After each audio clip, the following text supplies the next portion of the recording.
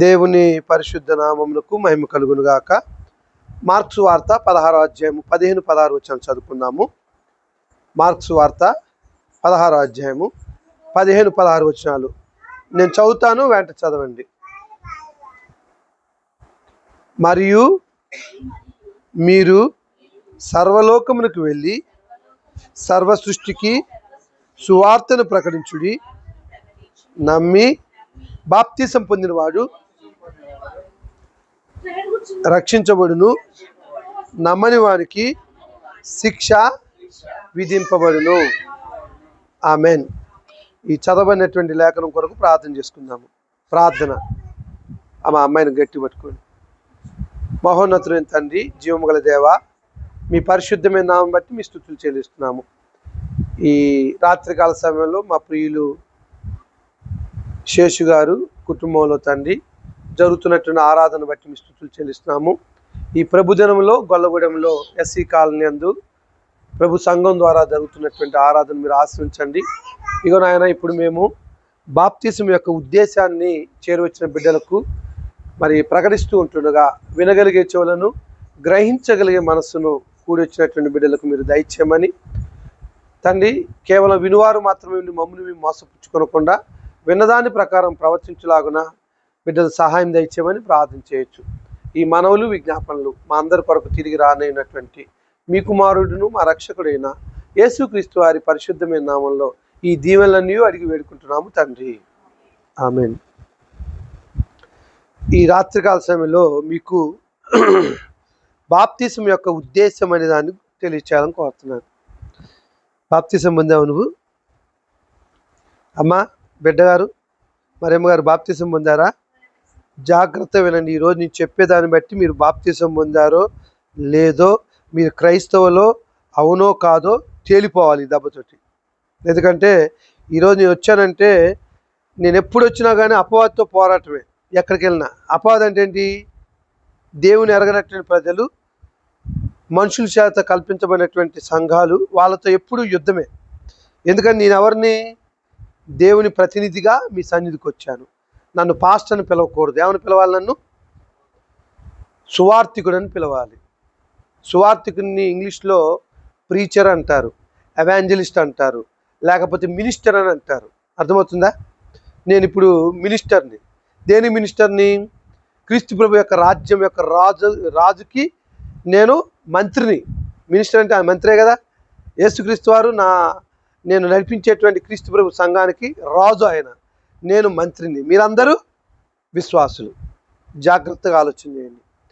బాప్తిజం యొక్క ఉద్దేశం ఏంటో ఈరోజు ఆలోచిద్దాం. The purpose of baptism. Do you know what is the బాప్తిజం ఇన్ ఇంగ్లీష్? బ్యాప్టిజం ఇంగ్లీష్లో కూడా బ్యాప్టిజమే అంటారు. తెలుగులో కూడా బాప్తిజమే. అసలు బ్యాప్టిజం అనే పదము గ్రీకు నుంచి తీయబడింది. గ్రీకులో బ్యాప్టైజో అనేటువంటి పదం ఉపయోగించాడు. Do you know baptizo in a Greek word is called baptism. అదే ఆర్సిఎం వాళ్ళు అయితే బ్యాప్టిజం ఏమంటారు తెలుసా? జ్ఞానస్థానం అంటారు. ఏ స్థానం అది? జ్ఞానస్థానము. There is no difference between baptism and జ్ఞానస్థానం. Those are okay. పవిత్ర గ్రంథమేమో జ్ఞానస్థానం అంటుంది, పరిశుద్ధ గ్రంథమేమో బాప్తిసం అంటుంది. ఒక పాపి రక్షించబడాలి అంటే ఏం కావాలి? ఏమన్నారు అక్కడ? నమ్మి బాప్తిసం పొందినవాడు రక్షించబడు, నమ్మని వానికి శిక్ష. మరేమో జాగ్రత్తగా ఆలోచన చేయాలి. బ్యాప్టిజం అనే పదం యొక్క అర్థం ఏంటంటే బరియల్, ఇమ్మర్షన్. బరియల్ అంటే ఏంటమ్మా? సమాధి చేయటము, పూడ్చిపెట్టటము, లేకపోతే పూడ్చిపెట్టటము, లేదా ఇమ్మర్షన్ అంటే ఏంటి? Dip immersion. ఇంకోటి డిప్ అంటే ముంచటం, ఇమ్మర్షన్ అంటే కప్పటం, బరియల్ అంటే సమాధి చేయటం. ఈ సమాధి చేసేటువంటి కార్యక్రమాన్ని బాప్తిజం అంటారు. ఎవరిని సమాధి చేయాలి? మీలో ఉన్నటువంటి పాప స్త్రీని లేదా పాప పురుషుని సమాధి చేయాలి. మరేమో నువ్వు బాప్తిజం పొందావు అనుకుంటున్నావు, కానీ నేను చెప్పేటువంటి 5 రకాల బాప్తిసాలు మీకు చెప్తాను. 5 రకాల బాప్తిసాల్లో ఏ బాప్తిసం ప్రకారం మీరు ముంచబడ్డారో చెప్తే అది వాక్యానుసారం అయితే మీరు క్రైస్తవులు. కాకపోతే మీరు క్రైస్తవులు కారు. జాగ్రత్త వినాలి. బ్యాప్టిజం అంటే అర్థం ఏంటి? ముంచటము, కప్పటము, ఆవరించటము, సమాధి చేయటము, ఇంకా ఇమ్మర్షన్, పూడ్చిపెట్టడం అని అర్థం. ఎవరిని పూడ్చిపెట్టారు? మీలో ఉన్నటువంటి ఏ మనిషిని పూడ్చిపెట్టారు? నీ పేరేమన్నా? సుదర్శిని అనేటువంటి పాపశ్రీని కప్పిపెట్టావా? పూడ్చావా? సమాధి చేసావా? మరి నువ్వు బతుకున్నావు కదా. ఇది ఎలా సాధ్యమవుతుంది అంటే మనిషి అనేటువంటి వాడు శరీరము ఆత్మల యొక్క కలయిక. మనిషి అనేవాడు శరీరము ఆత్మల యొక్క కలయిక. బొడే కూర్చో. మనిషి అనేవాడు శరీరము ఆత్మల యొక్క కలయిక. శరీరం కనబడుతుంది. ఒక చిన్న ప్రశ్న, సుదర్శన్ అనే పేరు శరీరానికి ఆత్మక? అయ్యా కాదు, ఆత్మకి. శేషు అనే పేరు శరీరం కాదు. మీరు అనుకోవచ్చు శరీరానికి అని, ఆత్మకని చెప్తున్నాను. ఎలాగో ఆత్మకి? ఉదాహరణకు ఒక ఎగ్జాంపుల్ నీకు చెప్తున్నాను అర్థం కావడం కోసం. నా పేరు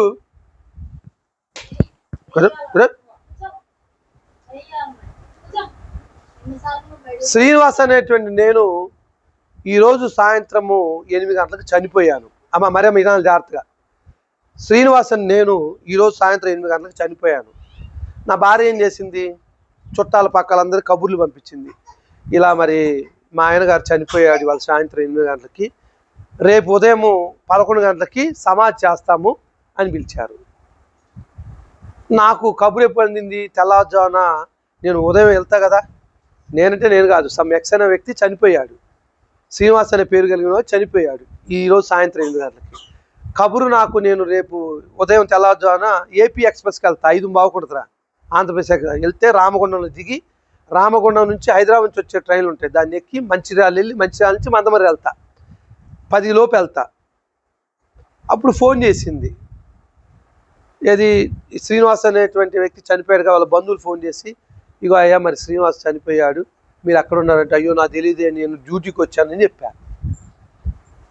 మీకు లైవ్ ఎగ్జాంపుల్ ఏంటంటే శేషులు గారని ఈ మధ్య అక్టోబర్లో చనిపోయాడు మా మేనబావ గారు, తూరుగని శేషులు గారు, మన బంధువే. ఆయన 71 సంవత్సరాల ప్రాయంలో ఉదయమే లేచాడు. లేచి బోర్ వేద్దామని చెప్పేసి బోర్ ఆన్ ఆఫ్ ఉంటగా ఏసీలకే ఒకసారి మెదడు ఒకసారి తిరిగింది, కుప్పగూలాడు, చచ్చిపోయాడు. ఆ విషయము నేను ఆల్రెడీ వెళ్ళిపోయాక డ్యూటీకి నాకు ఫోన్ చేస్తారు 9 నేను ఇంకా రెడీగా ఉన్నా, మందమరి పోయేటువంటి ట్రైన్కి అక్కడ రామగుండంలో దిగున్నా. పెద్దపల్లి రామగుండం ఉన్నాయి కదా, న్యూఢిల్లీ పోయే రూట్లో దిగున్నా. ఇట్లా ఫోన్ చేసి శేషులు చనిపోయాడంటే. అయ్యో ఎప్పుడంటే ఇందాడు ఉదయమే 6:30 చనిపోయాడు అన్నారు. హాస్పిటల్కి తీసుకుపోయారు, అప్పటికే ప్రాణం పోయిందన్నారు. నేను తిరిగి వెంటనే అట్టిని చూస్తే ఒక ట్రైన్ ఉంది 10 గంటలకి ఖమ్మం వైపు, అంటే విజయవాడ వచ్చే ట్రైన్ ఉంటే దాన్ని క్యాచ్ చేసి ఎక్కువ ఉదయం మధ్యాహ్నం వచ్చేలకు 2 అయింది. నేను వెళ్ళి ఇంటి ముందేమో ఆయన ఐస్పెట్లో పెట్టారు. మరి ఆయన బంధువులు హైదరాబాద్లో అటు ఇటు ఉన్నారు, వాళ్ళ అల్లులు వాళ్ళు రావడానికి డ్యూటీలకు పోయారు. అందరూ రావడానికి మరుసటి రోజు చేయబోతున్నారు. నేను వచ్చాను. శేషులు ఎప్పుడు చనిపోయాడు అన్నారు. శేషులు బావ ఎప్పుడు చనిపోయాడంటే, అయ్యా ఉదయం 7 గంటలకే చనిపోయాడంటే. ఇంటి ముందే ఉన్నది ఎవరు? శేషులు శవం ఉంది, మరి పోయింది ఎవరు? తిట్టంటున్నాం, ఎవరు పోయింది? శేషులని పేరున్నటువంటి ఆత్మ వెళ్ళిపోయింది. మరణం అంటే ఎడబాటు. మరణం అంటే ఎడబాటు. దేనికి? శరీరములో నుంచి ఆత్మకు ఎడబాటుని మరణం అంటారు. ఇది శరీర మరణం, దీని గురించి భయపడాల్సిన పని లేదు. రెండో మరణం ఉంది, ఏంటది? ఆత్మీయ మరణం అంటాడు. ఆత్మ దేవుని విడిచిపెట్టే స్థితిని ఆత్మీయ మరణం అంటాడు. చూసారా? అని ఇప్పుడు పేరు శరీరానికి ఆత్మక. శేషులని ఆత్మ వెళ్ళిపోయింది ఉదయమే, కానీ ఇంటి ముందు ఉందేంటి? శవం. పేరు అనేది ఆత్మకే కానీ శరీరం కాదు. చాలామంది పాస్టర్లకే తెలియదు. వాళ్ళ పాస్టర్లు క్రైస్తవులే కాదా? వాళ్ళకి ఎడ దొరుకుతుంది? పాస్టర్లు క్రైస్తవులేనా? ఇప్పుడు మీరు పోయే పాస్టర్ క్రైస్తవులేనా? చెప్తాను ఈరోజు క్రైస్తవులు ఎవరు అనేది. సరే, ఇప్పుడు ఆత్మకే పేరు అనేది ఒకటి రుజువైంది, ఓకేనా? ఇప్పుడు బాప్తిసం అనేది దేనికి? శరీరానిక ఆత్మక? మరి అమ్మ నువ్వు జాగ్రత్త, ఆ పిల్లలు వదిలిపెట్టు. శరీరానికి ఆత్మక బాప్తిసం అనేది? నీలో ఆత్మ ఉందా? సుదర్శన ఆత్మ ఉందా? మరియమ్మ ఆత్మ ఉందా? బాప్తిసం దేనికి కావాలి? ఆత్మ కనబడదుగా, దానికి అట్టిస్తావు. అసలు నువ్వు పాపం చేసేది శరీరంతో ఆత్మతోట? శరీరంతో పాపం చేస్తావు, కానీ ఆత్మలో నిశ్చయించుకుంటావు. ఇప్పుడు నేను ఫలానా స్త్రీతో వ్యభిచారం చేయాలని మనసులో అనుకున్నాను. ఆత్మలో 3 భాగాలు ఉన్నాయి. ఒకటి జాగ్రత్తనండి, ఆత్మలో ఉన్న భాగాలు. ఒకటి హృదయము, రెండోది మనస్సు, మూడోది మనస్సాక్షి. ఇప్పుడు విన్నారా? నీకు అసలు మనసు ఉందా అంటాం, నీకు అసలు హృదయం ఉందా అంటాం, నీకు అసలు మనస్సాక్షి ఉందా అంటాం. ఈ 3 దేంట్లోని భాగాలు? ఆత్మలో ఉన్నటువంటి భాగాలు. ఆత్మ కంటికి కనిపించదు, కంటితో చూడలేము, తూయలేము, దాని బరువు కూడా తెలీదు. కానీ ఆత్మ ఉందని మాత్రం ఖచ్చితంగా నమ్మాలి. ఎందుకని? ఆత్మ ఎందుకుందే? గుడ్లు బిగుతా, మళ్ళీ గుడ్లు వేయడానికి ఉంది ఆత్మ. గుడ్లు వేయడానికి ఉంది ఆత్మ. మమ్మీ చెప్పింది నాకు తెలుసులే, నీ వ్యవహారం, నీ పప్పలని తినేస్తా ఉండు. సరే, ఆత్మలో 3 భాగాలు ఉన్నాయి. ఒకటి హృదయము. హృదయం అంటే, హృదయం దేనికి తెలుసా? భావోద్రేకాలకు నిలయము. హృదయం అనేది భావోద్రేకాలకు నిలయము. భావోద్రేకాలంటే ఏడుపు, నవ్వు, సంతోషము, ఆనందం. ఇప్పుడు మీ నాన్నగారికి 3 స్టంట్లు పట్టాయి. నీకు ఆనందంగా ఉందా, ఏడుపు ఉందా? మరమ్మా, నీకు ఏడుపు ఉందా, ఆనందంగా ఉందా? భలే పడ్డలే మా ఆయనకి 3 స్టంట్లు అంటవా? నవ్వుతుందారా? ఏడుపు ఉంటుంది. ఎందుకంటే నా భర్త ఎంతకాలం నన్ను ఏలాడు, నా ద్వారా 2 బిడ్డలు కన్నాడు, ఆయన ఈ స్థితిలో గుండెకి 3 స్టంట్లు పడ్డాయంటే బాధ ఉంటుంది. మీకే కాదురా, నేను కూడా ఇచ్చి ప్రార్థన చేశా. అయ్యో, నేను వాక్యం చెప్పి బాప్తిసం ఇచ్చి క్రీస్తు సంఘంలో చేర్చిన బిడ్డ ఈరోజు మీ ముందు నిలబడ్డాడంటే దేనికో తెలుసా? మీ ప్రార్థనలు కాదు, నా కన్నీటి ప్రార్థన, నా సంఘం చేసిన ప్రార్థన నీ తండ్రిని ఈ రీతిగా నిలబెట్టింది తెలుసా? 3 స్టంట్లు పడినోడు బతికినోడు ఆవిడ ఉండా? అది ఎవరికి సాధ్యమైంది? మీ నాన్నకే సాధ్యం. మీ నాన్నకు సాధ్యమైందంటే ఎవరు సాధ్యం చేశాడు? మేము విశ్వసించేటువంటి దేవుడు ఆయన ఆశ్రయించాడు కాబట్టే ఈరోజు చేతగాపోయినా పనుకొని దేవుడు మాటలు వింటున్నాడు. ఇది హృదయం. హృదయం అనేది భావోద్రేకాల కేంద్రం. రెండోది మనస్సు ఉంది. మనస్సు దేనికి తెలుసా? కోరికలకు కేంద్రము. ఇప్పుడు నువ్వు ఉన్నావు, 2 హాస్పిటల్లో పని చేస్తున్నావు. ఎందుకు చేస్తున్నావు? నువ్వు ఎందుకు చేస్తున్నావు? డబ్బుల కోసం, అంతే కదా. ఈరోజు డ్యూటీకి వెళ్ళకపోతే నాకు 10,000 రావు అని అనుకుంటే అది దేని కోరిక? మనసు కోరిక. నేను వెళ్ళపోయినా పర్లేదు, మా నాన్నకి స్టంట్ వేయడానికి నువ్వు వెళ్ళావు, నీతో పాటు మీ తమ్ముడిని ఎవరిని చేస్తావు, బామ్మర్దినో తమ్ముడిని తీసుకెళ్ళావు. 3 రోజులు 4 రోజులు ఉన్నావు. కారణం ఏంటి? మా నాన్న నాకు ప్రాణం పెట్టాడు, రక్తం ఇచ్చాడు, ఆయన రక్తం నేను అనుకుంటావు లేదా? పెద్ద కుమార్తెగా నీ బాధ్యతగా ఏం చేశావు? ఈ 10,000 రాపోయినా పర్లే, మా నాన్న బతికించుకోవాలని అంతో ఇంత ఒక 50-60 ఖర్చు పెట్టుంటావు నాకు చేసి. ఎందుకు ఖర్చు పెట్టావు? మా నాన్న నాకు జన్మనిచ్చాడు. ఈరోజు నేను బీడెడ్ చేయటానికి, ఎండిఎడ్ చేసావా? పీజీ చేయలే కదా. బీడెడ్ చేయడానికి కారణం ఎవరు? మార్బుల్ పని చేసుకొని, మేము హాస్పిటల్లో పని చేసుకొని, వాళ్ళిద్దరూ కష్టపడితే కానీ నువ్వు బీడెడ్ కాలేదు, కష్టపడితే కానీ మీ చెల్లె బీటెక్ చేయలేదు, కష్టపడితే కానీ ఆమె పెళ్లి కాలేదు. పెళ్ళి ఉత్తిగా అయిందా? ఎట్టంటే ఏదో చేశాడు, కొంచెం కింద మీద పడి అంతే ఎంతో మనవరాలకి ఈ దాచిపెట్టాడు, అవునా కాదా? అంటే ఇవన్నీ దేనికి సంబంధించినవి అంటే మనస్సు సంబంధించినవి. మనసు అనేది కోరికలకు నిలయము. ఇప్పుడు యవన ప్రాయంలో ఉన్నావు, నీకు పెళ్లి చేసుకోవాలని లేదా?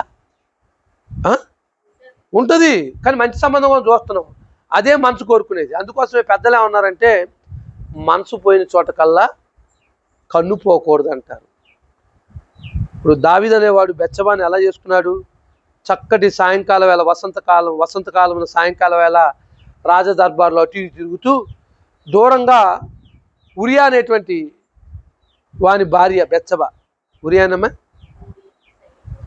ఆయన భార్య స్నానం చేస్తున్నప్పుడు ఆమె చూసి, అందచందాలను చూసి ఆమెను పిలిపించుకొని ఆమెతో శయనం ఇచ్చి, అంటే వ్యభిచారం చేసి పిల్లగాన్ని కన్నాడు. దేవుడు బతికిచ్చాడా?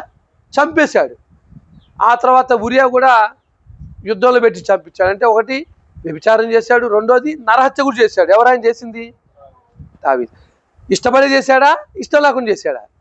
మనసులో కోరిక కలిగింది, ఆ కోరికను నెరవేర్చుకోవడానికి పరును భార్య అయినప్పటికీ ఆమెని తీసుకున్నాడు, ఆమెతో పాపం చేశాడు, ఆయన కొడుకుని చంపేశాడు. ఆ తర్వాత అదే బెత్షెబాని తన భార్యగా స్వీకరించాడు.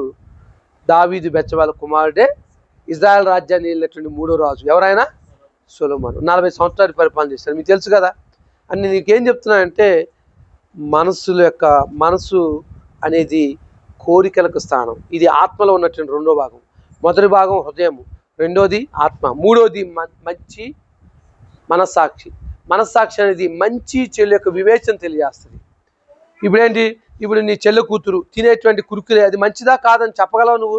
వాస్తవంగా మంచిది అది? అవి తింటే ఏమొస్తుంది? క్యాన్సర్ వస్తుంది. తెలుసా మీకు? ప్లాస్టిక్లో ఉన్నటువంటి ఏ వస్తువులు తిన్నా కానీ క్రమక్రమంగా 20 సంవత్సరాలకే గుండెపోటు డోముని తస్తున్నారంటే కారణం ఏంటి?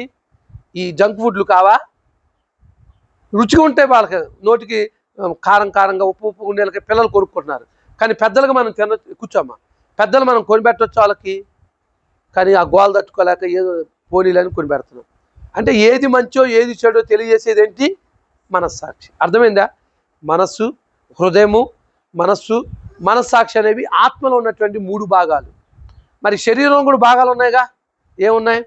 కళ్ళు, ముక్కు, నోరు, చెవులు, ఈ తల, మొండెంలో చేతులు, కాళ్ళు, ఇవి శరీరం భాగాలు.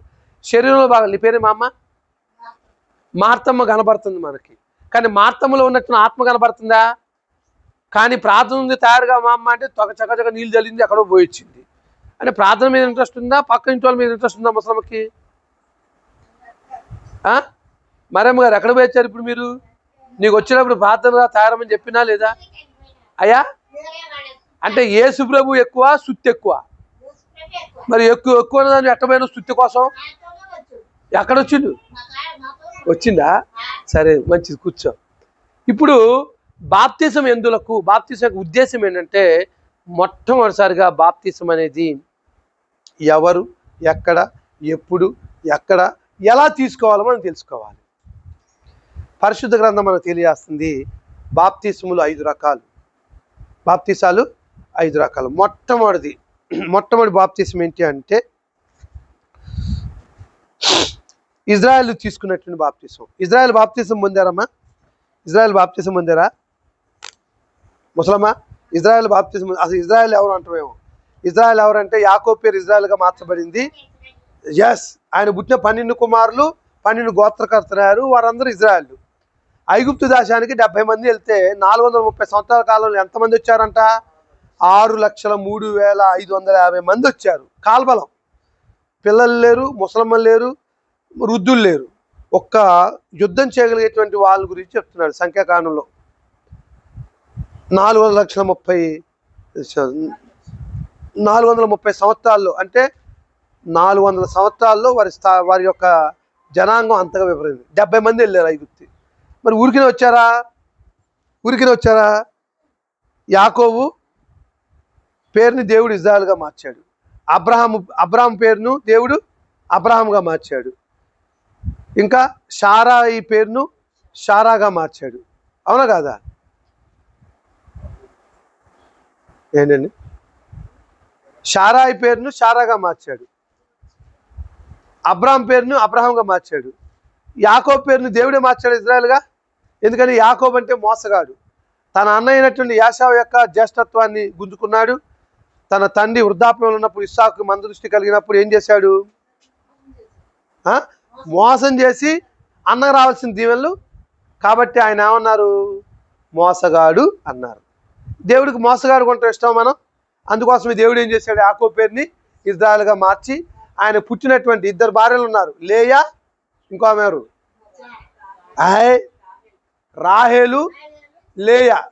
లేయాకి కలిపి మొత్తం 13 మంది పిల్లలు పుట్టారు.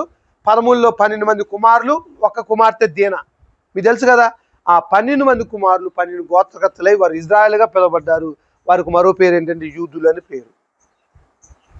మొట్టమొదటిగా బాప్తిసం ఎవరు పొందారు అంటే ఇజ్రాయెల్ పొందారు అనేటువంటిది. 1 కొరింథీ పత్రిక 10వ అధ్యాయము. కొరింథీల మొదటి పత్రిక 10వ అధ్యాయము 1వ వచనం మనం చూసినట్లయితే, సహోదరులారా, ఈ సంగతి మీకు తెలియకుండా నాకు ఇష్టం లేదు. అదేదనగా మన పితరులందరూ మేఘముల కింద నుండిరి, వారందరూ సముద్రంలో నచ్చిపోయిరి. అందరూ మోషేను బట్టి మేఘములోను సముద్రములోను బాప్తిసం పొందిరి. ఎవరు చెప్పింది మాటలు? అపోస్తలుడైన పౌలు. ఎవరు చెప్పాడు? కొరింథీలో ఉన్నటువంటి సంఘం నువ్వు చెప్పావు. కొరింథీలో ఉన్న సంఘం ఏంటో తెలుసా? మీరు పోయే సంఘం పేరేంటి?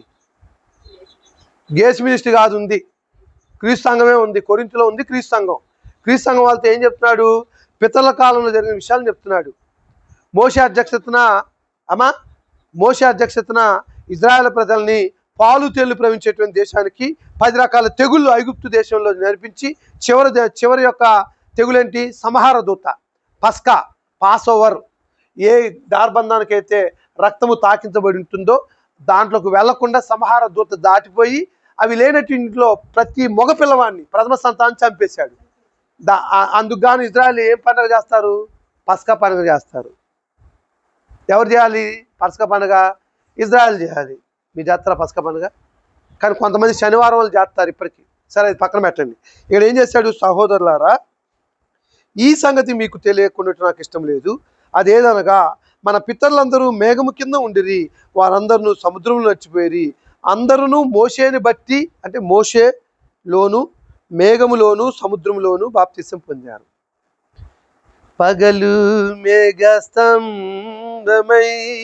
రాత్రి అగ్ని స్తంభమై మన పితరులను ఆదరించి ఆవరించిన నీయుడవు, పూజనీయుడా నీతి సూర్యుడా, పూజనీయుడా నీతి సూర్యుడా, చంచియున్నవాడా